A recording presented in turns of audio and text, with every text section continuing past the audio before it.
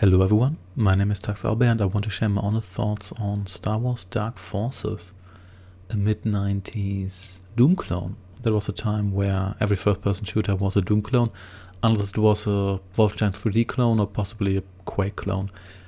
This game here is the first game in the Dark Forces series. You play as Kyle Katarn, protagonist of most of the Dark Forces games and Jedi Knight games, and it is, as said before, a first-person shooter. It's set during the time of the first Star Wars trilogy, and in the first mission you steal Death Star plans, which make this game's story for the initial segment somewhat dated, but the game's main plot revolves around the Dark Trooper project, a project about super stormtroopers that the Empire wants to use against the Rebellion. That's not really a spoiler because it's revealed fairly early on, and the game story isn't really terribly deep. Kyle Katarn is pretty much an empty project on protagonist. He is shown during the game, so you do see his portrait, but he's pretty much a generic personality-free mercenary guy, and all the other characters aren't really super fleshed out either. You do see Darth Vader during a couple of cutscenes, but you don't meet him in-game. You do have Jen Oz, who is Kyle's partner, and you also meet Mon Mothma, who briefs you a couple of times, but for the most part this game isn't really about the story, it's about the gameplay. The game is, as said before, a first-person shooter. It is not on a flat plane. You can actually go up and down in this game here, and go upstairs, which for the time was somewhat special. The game does equip you with a variety of weapons, and a lot of these are similar to your standard FPS weapons. For example, you have the Stormtrooper rifle, which is similar to your basic FPS assault rifle that has decent range, deals decent damage, has a decent range of fire, but doesn't really excel in any of these fields here. And the game's weapon selection is quite nice. You do have various ammunition types that are shared between various weapons, so you have to juggle ammunition between various weapons, and you have to decide whether you want to use maybe a weapon that's really powerful but use a lot of energy, or whether you want to use a weaker weapon that conserves some more ammo.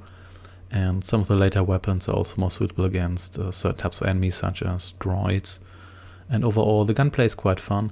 You are somewhat powerful, you do have shields and you have health, so this is a product of its time, the time where shooters often involved large-ish levels. You have to find keys and put switches.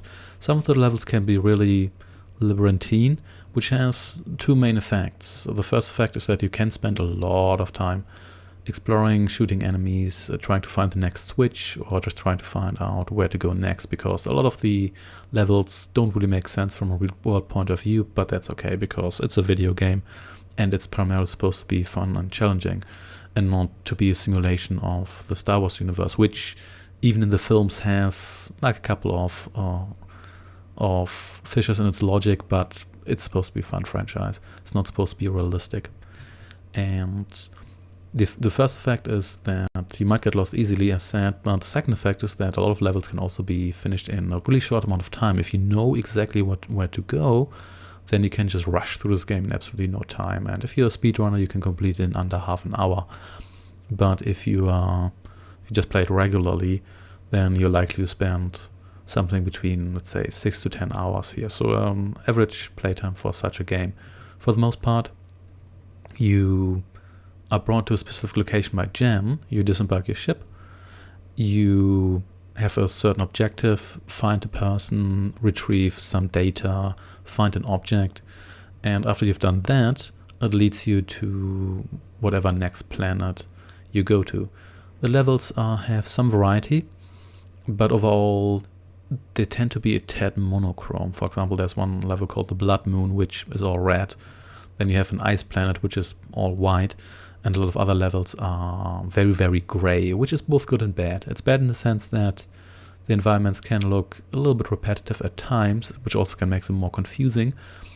But on the plus side, they also look a little bit cleaner. If you compare this game to other games from its time that include stuff like outside environments, trees, plants and stuff like that, that generally didn't age well and did not look great at the time. There's a reason why Wolfenstein 3D just takes place in a castle, in bunkers, fortresses, and underground complexes, because it might look a little bit simple and somewhat repetitive, but it's also an environment that can be displayed with the limitations of its time in a way that still actually looks fairly decent. And there's also an HD mod for this game, which I play, that actually makes it look pretty good and makes the graphics look fairly clean.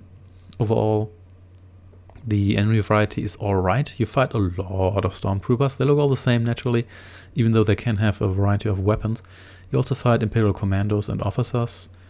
They don't really differ too much. The commandos have additional health, the officers have less health, even though they also have weaker weapons. The pistol, even though the pistol is more precise, which can make them more dangerous, but there's not too much variety. There's also some other enemies, droids, but for the most part it boils down to enemies appearing and shooting you from a distance. So they have different looking sprites, but there's not too much variety, and it oftentimes feels like that 99% of what you shoot in this game are stormtroopers, even though it's probably a little bit less than that. Then again, if you infiltrate one Imperial facility after another, there's really only so many enemies they can throw your way. They do bring in some droids as well. There's also some monsters and stuff, but the variety isn't great, and they boil down to monsters that shoot you from a distance and monsters that try to melee you. There are some interludes that are a little bit more interesting. At one point you get captured. I'm not going to spoil by whom and what exactly happens, but that brings in a little bit of variety, because you lose your equipment, even though you find it about 5 minutes later if you know what to do. If you do not know what to do, this gets a lot harder. Regarding the game's difficulty, speaking of harder, the game is fairly challenging. So there's a couple of difficulty modes. So you can play it on easy, but even on easy it's not trivial to complete. And one of the reasons for that is the way the game is set up. You do have a life system, life in Wolfenstein, and the lives essentially provide you with a respawn. So there are checkpoints, but if you die and then respawn at the checkpoint, you do get your health and shields back, but all the enemies stay dead. Thus you can grind your way through a level. That can be quite useful, because later on you fight a certain type of flying enemy who are very powerful, because they have one of the most powerful weapons in the game, and if you don't know what's coming, they can kill you within seconds. And it is difficult, not impossible, but it's rather difficult to go through some of these sections without dying. Now the game uses a life system in the following way. When you finish a level, you unlock the next one and you can replay levels, and the game saves how many levels you brought over from the last stage. So if you finish a stage, you got 2 lives, you start with 2 lives in the next stage. Even though if you lost a life in the previous stage, you can replay it and improve your life count. And that's important because the game only has a limited amount of extra lives, and a lot of them are very well hidden. So if you play this game for the first time, or you are not an expert at first-person shooters, then it can be a little bit difficult to preserve all your lives, and it can be a little bit discouraging to die a couple of times in a level and then have to find out that it would probably be better to replay all of it. Even though, as said before, if you know what to do, the levels get a lot easier. So if you play a level a second time, the playtime can easily drop from something like half an hour to 45 minutes to something like 10 to 20 minutes. Now, there are a couple of limited lives, but for the most part it's not too difficult to finish all levels without dying if you pick up all the power-ups, and you really need to. So exploration is rewarded.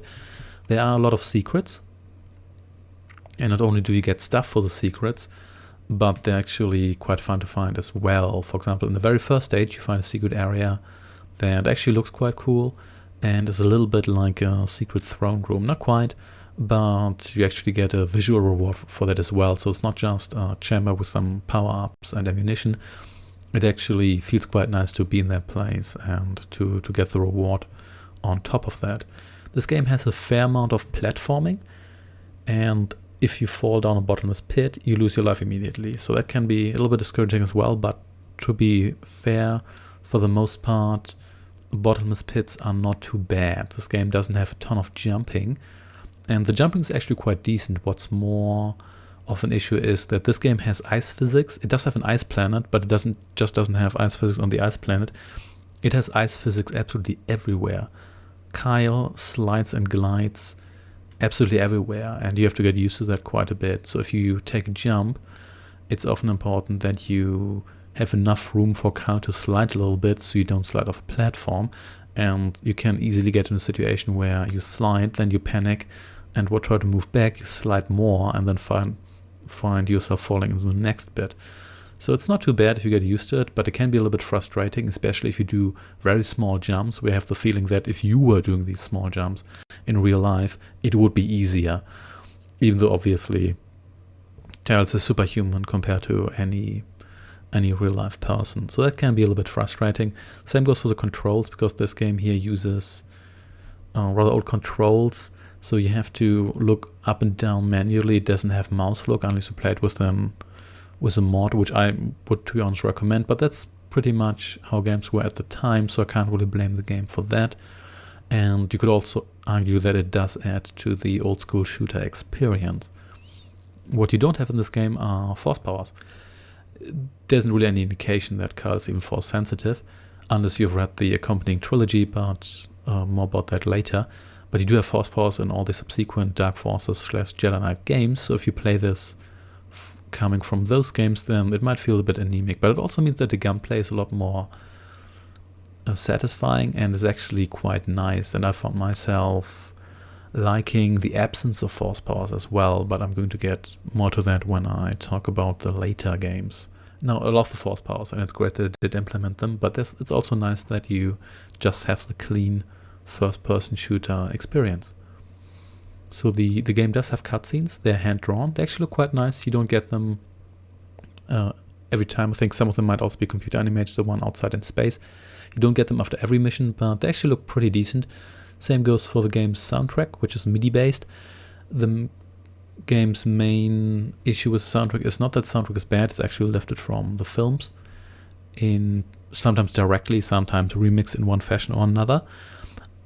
The main issue is that the soundtrack more or less just loops endlessly, which isn't all that great. I mean, I do like the Imperial theme and everything as much as the next guy, but you might hear that for hours and hours if you play this game. So it is good, so it's not like you're going to mute the game or turn off the music, but it doesn't have as much variety as you could be, and occasionally it feels like they just went, oh, it's a Star Wars game, we've got a Star Wars license, it includes the music, let's just put it in here.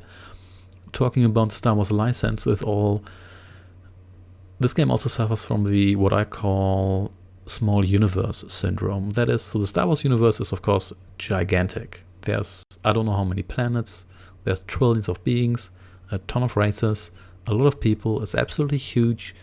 Earth is absolutely tiny compared to that, but it doesn't change the fact that all the time you run to the same characters. So there's one character I won't spoil for you.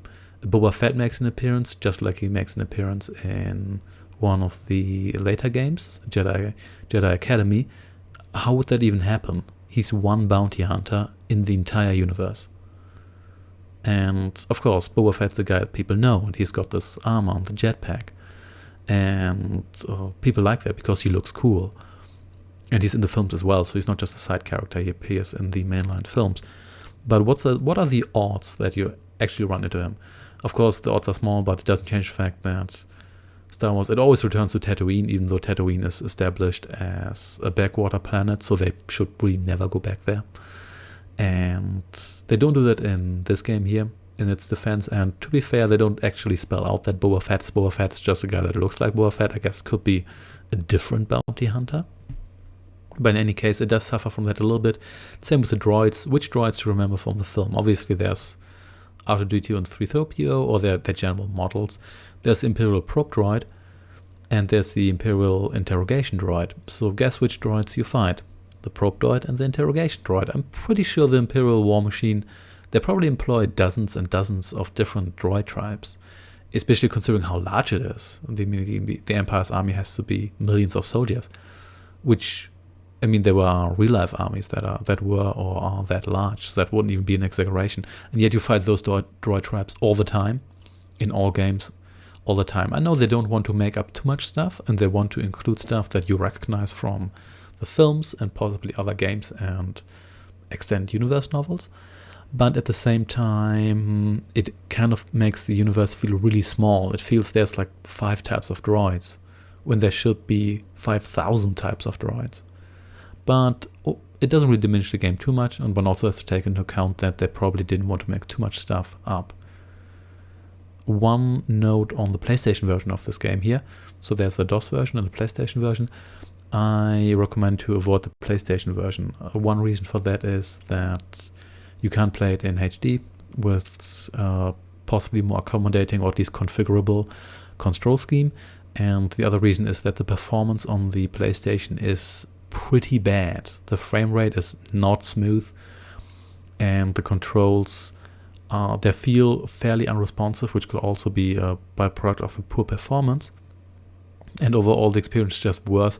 I don't think there's anything that's better about the PlayStation version, so I recommend to stay away from that and play this on your computer.